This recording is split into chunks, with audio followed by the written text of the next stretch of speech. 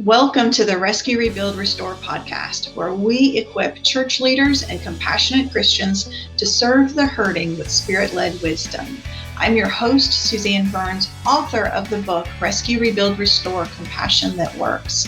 Together, we're going to explore how to rescue body and soul, rebuild spirit and will, and restore lives through the Holy Spirit's power. Because every person deserves to be seen, healed, and loved. Let's dive into today's episode and discover how to live out this calling. Hey, and welcome back to another episode of the Rescue, Rebuild, Restore podcast. I'm your host, Suzanne Burns. I'm so glad you're with me today. Today, I wanted to talk a little bit further about my origin story. Last episode, I told you my personal story, or at least a large part of it. Today, I wanted to talk about the ministry's origin. And I mentioned a little bit of it in the last episode, but today I wanted to kind of give you a tour and teach you a little bit more about what it is that we do and how we help moms. So very briefly, I just want to share this video that I did several years ago that gives you a tour of not only our office, but also of our house. Now, bear in mind that this was when we were 6 years old. There's nothing in here that's incorrect. We do still do all of that, but we are much, much bigger now. We're now 11 years old. So that's been 5 years. We have grown significantly in the last 5 years beyond what you'll see here. We do still have the same house and we are still in the same office. So everything you'll see is still accurate. It's just a lot bigger now, a lot more. I'll tell you all about that after this video. Hi, I'm Suzanne Burns. I am the founder and executive director of Foundation House Ministries, located in Southeast Tennessee. We've been open now 6 years and have served just over 100 moms during that time. I'm so excited to be presenting at the National Christian Housing Conference in September on the topic of brain chemistry and de-escalation strategies for your home. This is the idea of combining the trauma research and understanding what's going on in their brains because of the trauma they've experienced, and how you can use that to your advantage as you work through de-escalation strategies within your house. I look forward to seeing you guys in Iowa in September at the National Christian Housing Conference.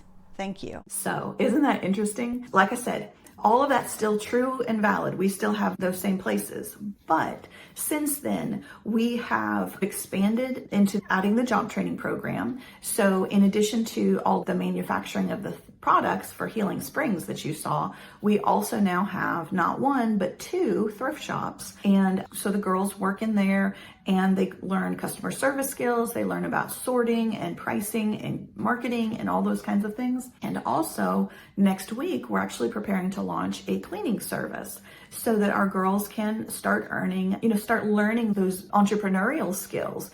Because, it's going to be hard for all of our moms, for any single mom anywhere, whether she's coming out of our program and the associated challenges, or you're just a single working mom. It is always hard to afford everything that your kids want and that they need. You want to be able to afford dance classes or football gear or, ballet or whatever. How are we going to afford that?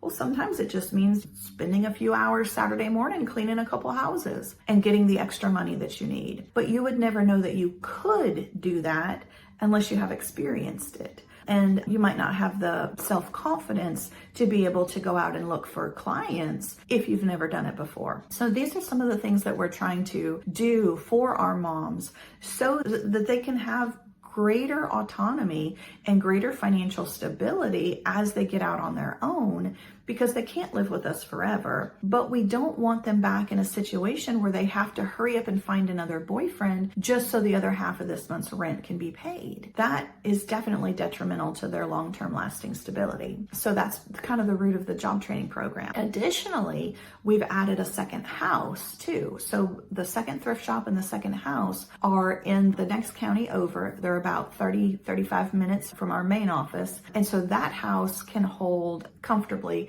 4 to 5 moms and their infants and their children. We also still have the house that you saw in this clip that it has 6 bedrooms. And so ideally it would have 6 clients and their children, each in their own bedroom, not sharing. Although sometimes we do double up depending on how early they are in their pregnancy, whether they would be a good match in such close quarters. Those rooms are very, very small. And so only a couple of them are even large enough to be able to be shared. So for moms that come in, maybe they have a toddler and then they're pregnant, we would definitely have to put them in one of the larger rooms right off the bat because she's going to need the space. Absolutely. And there's no point trying to ask someone else to room with a mom and a toddler, even for a short period of time. So things get a little bit dicey sometimes. Things get a little challenging trying to figure out, how do we bring in this new mom safely? How do we bring her in wisely? And how do we protect the moms who are already in the program first? That's always our first thought, is how will this new client benefit or draw away from the clients that we have currently in the house? One of the big reasons why we might struggle with this would be in the area of addiction. So we need to be sure that the new client coming in is far enough along on her recovery journey. We do not take anybody in who's in active addiction. They all have to either be clean or go to rehab, depending on what it is that they've been using, because rehab doesn't apply to every substance, even though it should, but that's a whole long story. That's like insurance and government and like stupidness, but I don't have time to get into all that. But what I do want to say is the moms we have in the house, many of them are seeking custody back of their children, of older children, or have recently received custody back. So one of the tenets in order for them to get custody is that they're in a drug-free environment. So in order for us to be able to stand before the judge and say, yes, this is a drug-free environment, you can trust Foundation House to protect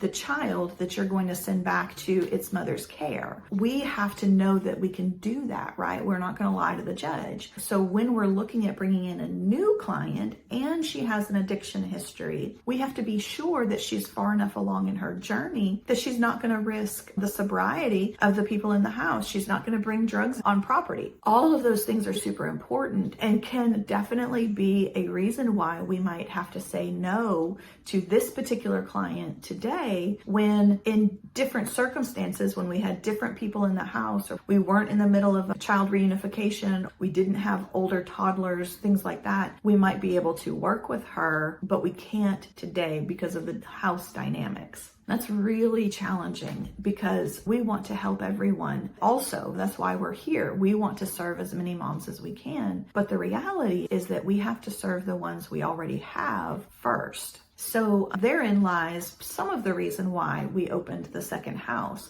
to give ourselves a lot more flexibility, a lot more freedom in who goes where and to what degree they are allowed to come into our programs. It gives us a lot more flexibility around those red flags and those trigger issues. So it can really be challenging to make decisions on a day-to-day basis about this client or that client, because you do have to have a lot of forethought. What is the anticipated outcome for this particular client? And we can't possibly know that. We can make some pretty good educated guesses. I mean, by now we've served well over 1,200 clients between the residential and the non-residential. And so we have quite a track record at this point. The challenge though is that that's a broad picture, and that doesn't tell us about her, because she is still brand new to us, right? We don't know her. We only know, like, statistically, this is what it's probably going to look like. Every single one of these mamas, though, is unique and successful where we anticipated she wouldn't, or may be unsuccessful where we anticipated that she would. So all we can really do ultimately is pull it all way, way back and ask Holy Spirit what he says. And then we just do that. If he says yes, it's yes. If he says no, it's no. Most of the time. Every now and again, we feel really sorry for somebody, or one of our new staff is really, really advocating strongly for someone to come into the house, even though we know it's a no. And so sometimes those no's that become yeses are teachable moments for our staff, even though it's super painful and we know what the eventual outcome is always going to end up being. We still have to go through the steps that allows our staff to learn why it was a no to begin with, why we knew that this was always going to be how it ended up.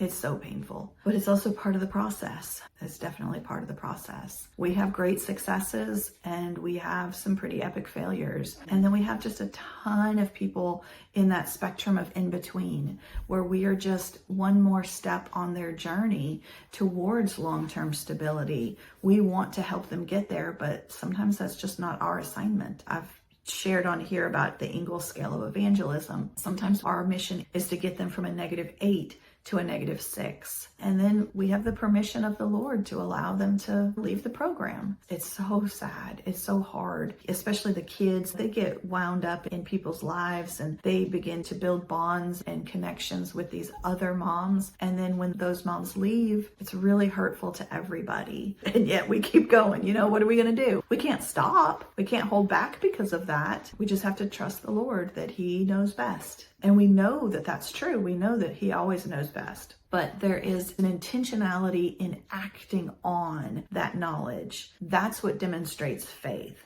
It's one thing to trust that He knows what's best, but not ever actually have to rely on that trust. It's another thing entirely to say, Lord, I am deep in the midst of this, and I know You've organized it. You've orchestrated all of this on purpose and with intentionality, and I'm just going to continue to believe forward. That's a whole different level of trust and of faith. And so on that note, I think we'll close up this episode, and I really want you thinking on some of those things. How are you acting upon your knowledge, your expectation that God is trustworthy and that if He said it, He will do it? What are you holding back on? Thank you for joining me on the Rescue, Rebuild, Restore podcast. I pray this episode has equipped you to serve with greater clarity and compassion. If you're ready to go deeper, grab a copy of Rescue, Rebuild, Restore, Compassion That Works on either Amazon or at rescuerebuildrestore.com. And while you're there, you can also join our Rescue, Rebuild, Restore Compassion Collective.